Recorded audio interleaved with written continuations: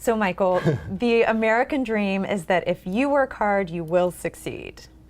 What does your book say about the role of luck and other phenomenon like the path-dependent process or the Matthew effect?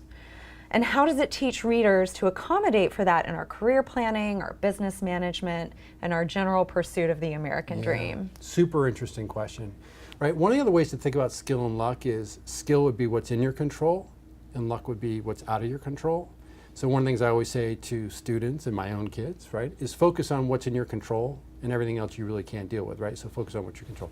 So it turns out in different realms, the role of luck has different significance. So for example, in the social world, so think about books or music or movies, what we know, it's been fairly well documented, there are big social phenomenon behind these things, like fads and fashions, right? You never really can predict what the next big fashion will be or what song is going to take off and so on and so forth. So what I always like to say is in particular realms, you have to be very circumspect about great success, you know, whether it's Star Wars or Harry Potter or something like that, because if you replayed the tape of time again, it's very unlikely those same things would have succeeded in the same way that they did.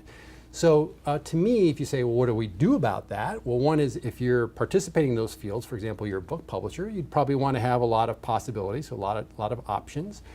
But as an individual trying to live the dream, the only thing you can really do is focus on what you can control, right? And those are things we talked about a few moments ago. It's making sure that you're constantly learning, you're improving your mind, that your integrity is always intact and unassailable, and that you're working really hard. Those are the things that are in your control, your attitude's in your control. And then what's outside of your control, you have to be a little bit philosophical about it, you know? Chips fall where they might.